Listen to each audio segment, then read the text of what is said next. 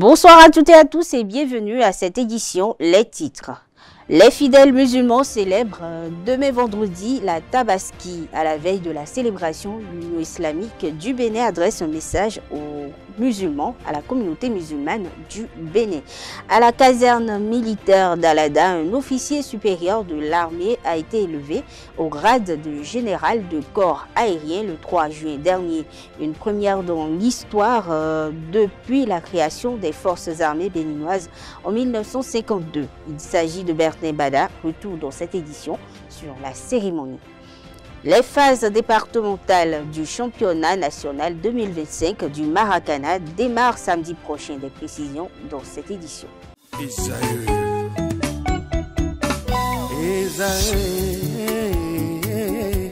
Vous recherchez une école de référence pour une double formation universitaire et professionnelle de qualité? Voici l'opportunité à ne pas rater. L'École supérieure d'administration, d'économie, de journalisme et des métiers de l'audiovisuel ESAE vous offre des programmes d'enseignement en licence et en master orientés vers l'emploi qui font d'elle une référence à travers les filières de l'administration générale et territoriale, l'administration du travail et de la sécurité sociale, droit, diplomatie et relations internationales, administration hospitalière, universitaire et intendance, journalisme et métiers de l'audiovisuel et toutes les filières des sciences de gestion. Une seule adresse, www.esae.bj. Rendez-vous dès maintenant sur nos campus ESAE Bedjromende au numéro 90 93 65 21 ou au numéro 98 98 14 00. Paracourt sur le numéro 52 46 12 12. Aboumé-Calavi au numéro 52 88 44 44. Akpata au numéro 52 88 33 33. ESAE, l'excellence à un nom.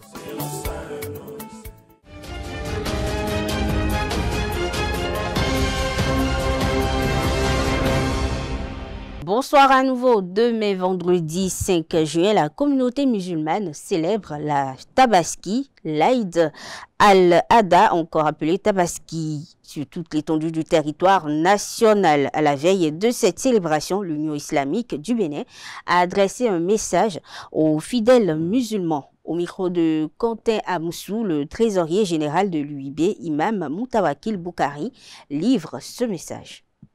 Louange à Allah, Maître des mondes, celui qui a révélé la guidance et fait du sacrifice un acte de foi. Que ses bénédictions et sa paix soient sur notre Maître Muhammad, sallallahu alayhi wa sallam, modèle accompli d'adoration, de patience et de miséricorde, ainsi que sur sa noble famille, ses compagnons et tous ceux qui suivent sa voie dans la droiture jusqu'au jour dernier. Chers frères et sœurs en islam, en cette veille bénie de l'Aïd al-Adha, il me plaît, en ma qualité de président de l'Union islamique du Bénin, de m'adresser à vous avec le poids de la responsabilité spirituelle qui m'incombe et la sincérité du frère qui partage avec vous les joies et les préoccupations de notre communauté. Demain, vendredi 6 juin 2025, si Dieu le veut, les musulmans du Bénin rejoindront l'ensemble de la Oumma pour célébrer l'une des fêtes les plus emblématiques de notre foi, l'Aïd al-Adha, ou fête du sacrifice, en commémorant l'acte de soumission totale du prophète Ibrahim, paix sur lui. Nous réaffirmons notre engagement à placer la volonté d'Allah au-dessus de toute autre considération et à purifier nos cœurs de l'attachement excessif aux biens matériels, à l'orgueil et à la négligence spirituelle. Mais au-delà du rituel du sacrifice, cette fête est un appel à la réflexion et à l'action. Elle nous invite à poser un regard lucide sur notre environnement familial, social et national et à incarner les valeurs de foi, de discipline, de justice et de solidarité. Elle nous rappelle que le véritable sacrifice est celui qui rétablit l'équilibre, restaure la dignité et rapproche de Dieu. C'est pourquoi, en cette veille solennelle, je voudrais d'abord m'adresser à notre jeunesse, notamment à nos élèves, collégiens et étudiants qui affrontent ces jours-ci les examens scolaires. Certains auront à composer juste après la Tabaski. À eux, je dis ceci, que cette fête ne soit pas un moment d'insouciance, mais de lucidité, qu'elle vous fortifie dans l'endurance et la concentration. La réussite scolaire est un acte noble, un acte d'adoration quand elle est poursuivie dans l'effort et la sincérité. L'islam valorise la science utile et l'effort constant. Organisez votre temps avec sagesse et profitez de ces moments pour invoquer Allah et renouveler votre intention de réussir pour le bien de votre famille et de la communauté. Gardez vos priorités en tête. Votre avenir, c'est aussi votre foi en action. Je ne saurais ignorer les défis sécuritaires que connaît notre pays, particulièrement dans le septentrion. Je salue ici les efforts remarquables des autorités de la République, ainsi que le courage et le dévouement de nos forces de défense et de sécurité engagées jour et nuit pour préserver l'intégrité de notre territoire et la tranquillité des populations. Mes chers frères et sœurs dans la foi, la célébration de l'Aïd ne saurait être complète sans un rappel au partage, que chacun veille à ce qu'aucun voisin, aucun frère, aucune veuve ou orphelin n'en soit exclu. Le sacrifice rituel n'est pas un privilège ostentatoire, mais une offrande tournée vers le très haut et un geste de compassion envers les nécessités. Que nos maisons, nos mosquées et nos cœurs soient ouverts à la solidarité. Je termine ce message en implorant Allah, le très miséricordieux, d'agréer nos prières, nos sacrifices et nos bonnes œuvres, qu'il raffermisse notre foi, bénisse nos familles, protège notre jeunesse, éclaire nos dirigeants et enveloppe le bénin de sa paix et de sa prospérité. Takaballahu minna wa minkum. Idi Mubarak à vous tous. Wassalamu alaikum wa rahmatullahi wa barakatuh. Wa alaikum salam wa rahmatullahi wa barakatuh. Le jeûne du jour d'Arafat est hautement valorisé dans l'islam pour son immense potentiel expiatoire. El Hadji Bassirou Lassisi, islamologue et professeur de la langue arabe, rappelle son importance au micro de Nasserine Fatoumbi, Francis Fahami. On nous a encouragé de jeûner, car celui qui jeûne, c'est pour faire partie ses péchés, parce que le jeûne du jour d'Arafat expie les péchés passés dans l'année passée et de l'année à venir. Donc, nous les êtres humains, nous avons l'habitude de commettre des péchés. Nous les commettons directement ou indirectement.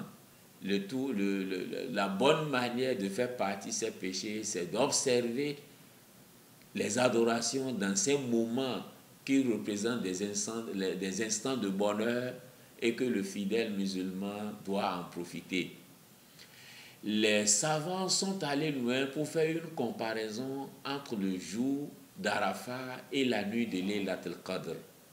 Nous savons que nous avons dit la nuit de Laylatul Qadr qui est une nuit de destinée, la nuit qui est meilleure que 1000 mois, et que le prophète Mohammed sallallahu alayhi wa sallam nous a encouragé de se lever la nuit pour faire des prières. Et que nous avons remarqué que les fidèles musulmans dans le mois de Ramadan se consacrent tellement à ces 10 derniers jours ou bien dernières nuits du mois de Ramadan. Maintenant, les savants ont fait l'analyse pour voir. Mais ce que nous remarquons, c'est tellement pertinent, ou bien ça donne tellement une réflexion à voir, parce que si nous analysons, tout d'abord, la nuit de Laylatul Qadr n'est pas connue. Pourquoi? Parce que le prophète Mohammed sallallahu alayhi wa sallam nous a encouragé taharraw Laylatul Qadr fi awakhiri ashra min Ramadan. Cherchez la nuit de Laylatul Qadr dans les 10 dernières nuits du mois de Ramadan. Ce qui veut dire que nous allons chercher une seule nuit dans 10 nuits. Et on peut avoir la chance de retrouver cette nuit ou ne pas avoir la chance. Peut-être c'est la nuit qui sera Laylatul Qadr que le sommeil va t'emporter et que tu vas dire. Donc tu as fait 9 jours et la nuit seulement que tu as laissée, c'est la nuit de Laylatul Qadr. Mais quant au jour d'Arafat, c'est connu. Donc une grande différence entre les deux, c'est que comme le prophète l'a dit, comme le Coran l'a dit, dans la nuit de Laylatul Qadr, tanazzalul malaikatu wa ruhu fiha. Les anges descendent la nuit de Laylatul Qadr et que l'ange Gabriel même fait partie de ces anges qui descendent. Mais pour le jour d'Arafat, c'est Allah même qui descend par sa grandeur, par sa bénédiction qui descend et il demande aux fidèles, qu'est-ce que vous voulez, je vais vous donner. Donc de là, nous allons comprendre que le jour d'Arafat a tellement d'importance et que le prophète Mohammed sallallahu alayhi wa sallam nous a encouragé de faire beaucoup de prières, de demander auprès d'Allah en ce jour. Et pour nous encourager à ne pas être négligents, il dit, mais la meilleure invocation que les prophètes avant moi et moi avons prononcée en ce jour, c'est la ilaha illallah wahdahu la sharika lah, lahul mulk wa lahul hamd wa huwa ala kulli shay'in qadir. Si tu arrivais à prononcer ces formules en ce jour d'Arafat, en marchant sur ta moto, dans ta voiture, dans ton bureau, dans ton marché, partout, c'est la meilleure des choses que tu as fait en ce jour. L'histoire militaire du Bénin franchit un nouveau palier pour la première fois depuis la création des forces armées béninoises en 1952. Un officier supérieur de l'armée de l'air accède au grade de général de corps aérien le plus élevé jamais atteint dans la hiérarchie des armées nationales. Ce cap symbolique est porté par le général de division aérienne Bertin Bada, désormais promu au rang de 4 étoiles. Suivons le reportage pour plus de précision.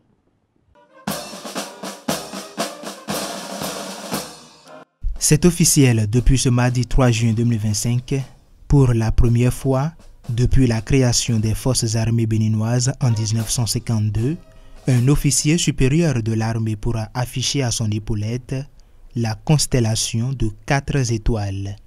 Il est incarné par le général de division aérienne Bertin Bada, désormais porté au grade de général de corps aérien. Du général de division aérienne Bertin Bada est promu au grade de général de corps aérien pour prendre rang pour compter du 1er avril 2025. Dans l'assistance, tous les hauts gradés de l'armée, des chefs d'état-major, des différentes armées avec à leur tête le général de division Fructueux Baridi, chef d'état-major général de l'armée béninoise, les autorités politiques du pays, amis et parents de l'heureux récipiendaire, et le ministre de la Défense nationale, Fortuné Alain Nouati. Ce moment inédit consacre le port de galon du général de corps aérien, plus haute distinction jamais accordée à un personnel des forces armées béninoises. La symbolique est forte et marque une évolution majeure dans l'institution militaire sous le leadership éclairé du chef de l'État. Le moment est historique.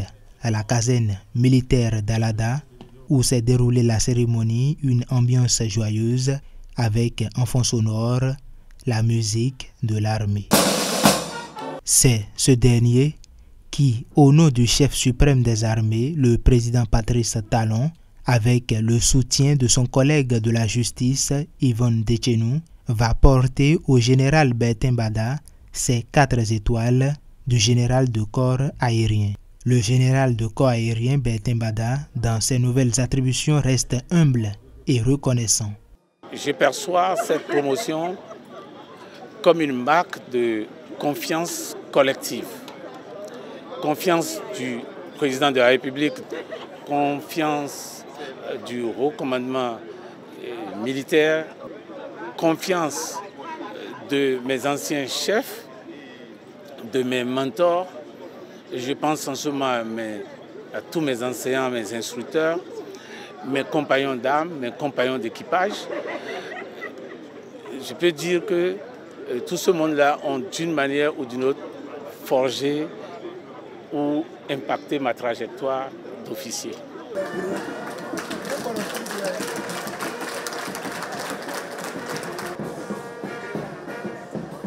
Le général de corps aérien Bertin Bada, qui vient de porter ses nouvelles étoiles, a reçu les félicitations de ses frères d'armée, celles des autorités politiques et du public.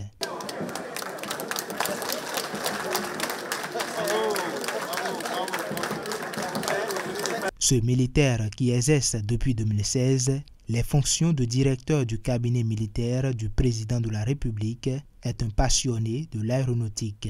Il a connu une carrière atypique et cohérente et a occupé plusieurs postes de responsabilité. Précisons qu'il est pilote de ligne et ancien chef d'état-major de l'armée de l'air du Bénin. En visite officielle au Caire du 3 au 4 juillet, le ministre béninois des Affaires étrangères Olusegun Adjadi Bakari a scellé avec son homologue de l'Égypte 2 accords clés. Il s'agit de l'exemption de visa pour certaines catégories de passeports et un partenariat en formation diplomatique. Ces engagements bilatéraux ont été pris dans un climat de confiance mutuelle soutenu par les présidents Patrice Talon et Abdel Fattah al-Sisi, qui entendent faire de cette relation un modèle de partenariat sud-sud. La visite a également été marquée par un entretien entre le ministre béninois et son homologue égyptien Dr Badr Abdelati sur les questions de commerce, de santé et de sécurité. Autre information dans cette édition, le mercredi 4 juin 2025, la salle de conférence du PNUD à Cotonou a accueilli la célébration officielle de la Journée mondiale de l'environnement, placée cette année sous le thème suivant: mettre fin à la pollution plastique mondiale. Organisé par le système des Nations Unies au Bénin, l'événement a réuni de nombreux acteurs issus de la société civile, des institutions publiques ainsi que des représentants diplomatiques et partenaires techniques autour d'un objectif commun: accélérer l'action pour éradiquer la pollution plastique, devenue l'une des plus graves menaces environnementales de notre époque. Dans son allocution, Madame Aminatou Sarr, coordonnatrice résidente du système des Nations Unies au Bénin, a souligné l'urgence d'un sursaut collectif au-delà des discours pour préserver les écosystèmes et la santé humaine. Le ministre du Cadre de vie, José Tonato, à l'occasion, a insisté sur l'importance de traduire les engagements en actes concrets. prenant la parole, M. Titus Ossundinan, représentant résident du PNUD au Bénin, a exposé les effets délétères des déchets plastiques sur la biodiversité, la chaîne alimentaire et les conditions de vie des populations. Il a encouragé l'adoption de pratiques responsables, en particulier dans les politiques publiques, l'industrie et la consommation des ménages. Au programme de cette édition 2025 figuraient des communications techniques sur l'impact de la pollution plastique au Bénin et un appel à renforcer les initiatives locales de recyclage et de réduction à la source. Sur sa page Facebook, la HAC a rappelé la responsabilité sociale du journaliste. Selon l'institution, le journaliste publie uniquement les informations dont l'origine, la véracité et les aptitudes sont établies. Le moindre doute l'oblige à s'abstenir ou à émettre des réserves nécessaires dans les formes professionnelles requises. Le traitement des informations susceptibles de mettre en péril la société requiert du journaliste une grande rigueur professionnelle et aux besoins de la circonspection. Un extrait, il faut le préciser, de l'article 2 du code de... C'est un extrait de l'article 2 du code de déontologie de la presse béninoise. L'émission Politiquement féminin a reçu le week-end écoulé Rafiatou Mamadou, coordonnatrice de la CEFU, et elle s'est prononcée sur plusieurs sujets, notamment les stigmatisations que subissent les femmes dans les médias au Bénin. Une conversation sans détour sur les préjugés, les discriminations, les défis quotidiens auxquels sont confrontés ces professionnels de l'information. Voici un extrait de ses propos. Les femmes des médias, généralement, vous l'avez dit, vous êtes fières et tout. Le regard que certaines personnes de la société portent sur les femmes médias, est-ce qu'à des moments donnés de votre parcours, ça vous a causé préjudice? Est-ce que ça vous a gêné? Est-ce que ça vous a empêché de toujours aller de l'avant? Oui, il faut dire qu'au départ, il n'y avait pas assez de femmes dans les médias, au départ. Lorsque nous retournons vers les années 50, 1950, 1960, il n'y avait pas assez de femmes. Et c'est après la démocratie que les femmes ont commencé à s'intéresser à ce noble métier. En fait, notre péché est que nous sommes beaucoup plus attachés aux personnalités, aux grandes figures. Et donc, lorsque une femme est chaque fois avec des grandes figures, on a tendance à lui prêter des intentions.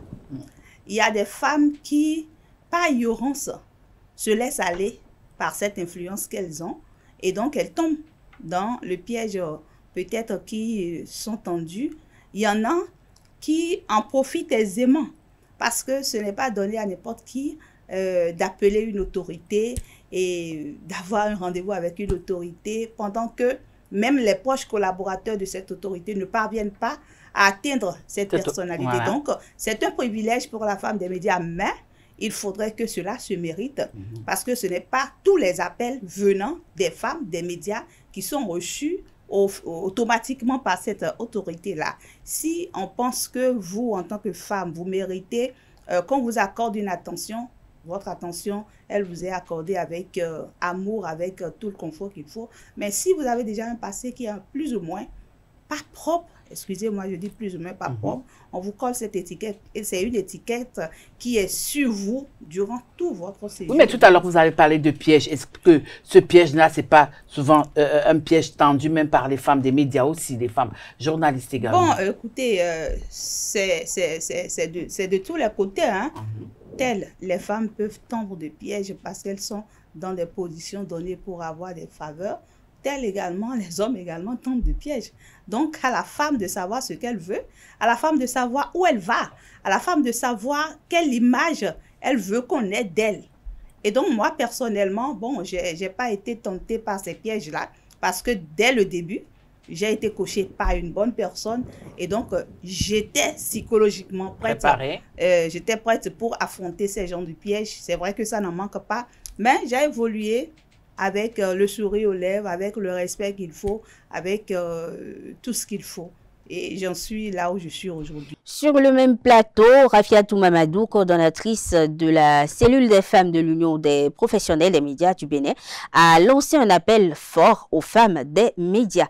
Elle les invite à s'affirmer dans leur domaine, à s'affirmer pleinement dans leur domaine, ce malgré les stigmatisations et les obstacles du quotidien. On la suit à nouveau. Il y a des femmes des médias, oui, elles sont femmes des médias, mais qui ne peuvent pas parler publiquement. Elles ne peuvent pas. Ce n'est pas qu'elles n'ont pas la capacité de parler, mais elles ne peuvent pas parler publiquement. Oui, mais si on ne les encourage pas. Les encourager, c'est quoi? Il faut sortir d'abord. Si tu ne sors pas, qui va te constater? Il faudrait que tu sois constaté. Qu'on te constate, qu'on voit que oui, elle a l'envie, elle a la volonté. Maintenant, on peut l'aider à s'afficher. Mais lorsque vous êtes toujours dans votre coquille, lorsque vous dites non, quand je vais dire maintenant, ils vont mal interpréter ça, ils vont faire ci, ils vont faire ça. On se dit, ben écoute, je ne gagne rien à y aller sans savoir que vous nous laissez des opportunités. À mes consoeurs journalistes, je voudrais leur demander de s'affirmer. Parce qu'on ne viendra pas vous faire sortir de votre zone si vous-même vous ne voulez pas sortir. Et donc sortez de votre zone de confort. Même si vous sentez que vous n'êtes pas capable, affichez-vous. Acceptez qu'on vous fasse des corrections. Acceptez qu'on vous fasse des suggestions. Acceptez qu'on vous critique. Parce que celui qui ne veut pas être critiqué, c'est celui-là qui ne veut pas grandir.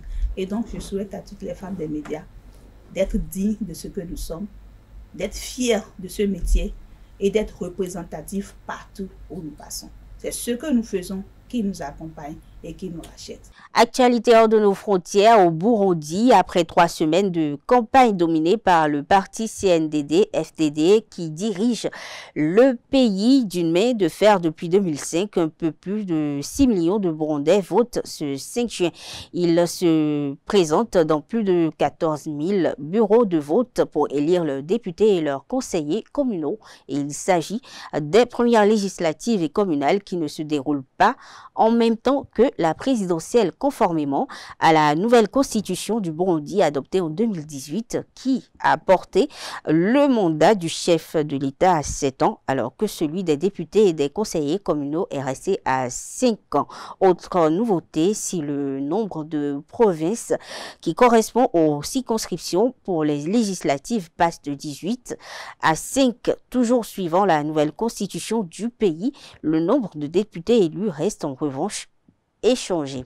Autre information hors de nos frontières, le président chinois Xi Jinping s'est entretenu ce jeudi 5 juin par téléphone avec son homologue américain Donald Trump, a indiqué la Chine Nouvelle, média d'État chinois, dans un contexte de forte tension commerciale et diplomatique. Cet appel, il faut le préciser, intervient notamment au moment où les deux puissances s'accusent mutuellement de mettre en péril la trêve commerciale qu'elles ont négocié le mois dernier en Suisse. Les deux dirigeants se sont entretenus à la demande de Donald Trump, a indiqué l'agence de presse Chine Nouvelle, sans fournir davantage de précisions dans l'immédiat sur le contenu des discussions. Le président américain, qui a fait prendre aux États-Unis un virage résolument protectionniste depuis son retour au pouvoir en janvier dernier, avait suscité vendredi un nouvel accès de tension avec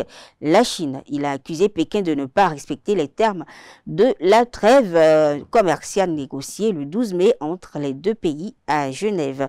Les États-Unis et la Chine étaient parvenus à un accord, il faut le rappeler, afin de suspendre temporairement une folle surenchère qui avait porté des droits de douane sur les produits américains à 125% et ceux appliqués aux produits chinois à 145%.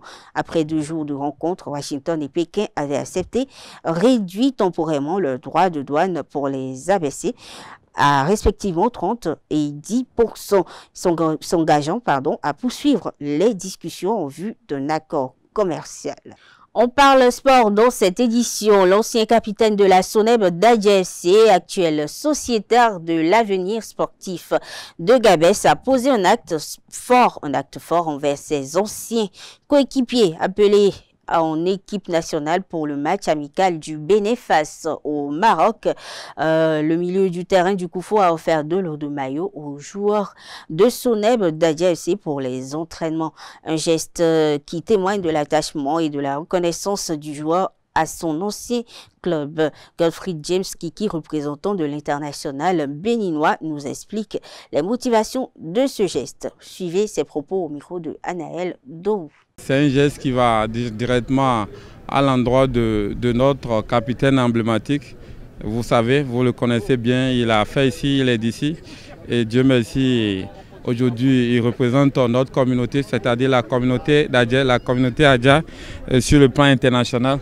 Et il a pensé remercier le club Soneb d'Adja et remercier ses anciens coéquipiers qui lui ont permis aussi d'être là où il est aujourd'hui. Et il a remis un maillot de pièces de 30 pour permettre aux joueurs de l'utiliser, à son ancienne équipe de l'utiliser pour pouvoir s'entraîner. C'est dans cette intention il a fait, notre ancien capitaine a fait ce geste. Son souhait c'est de nous voir faire plus que l'année dernière, parce que vous savez autant que nous, il faisait partie des pièces maîtresses qui nous ont poussé à atteindre le niveau qu'on avait atteint l'année dernière, c'est-à-dire vice-champion et représenter le Bénin pour la compétition africaine. Aujourd'hui, il faut qu'on fasse un pas vers l'avant et c'est son souhait. Et raison pour laquelle il nous accompagne dans ce sens pour être propre, pour être bien, pour pouvoir avoir un moral clair et pour pouvoir atteindre cet objectif-là. L'objectif, c'est d'être champion.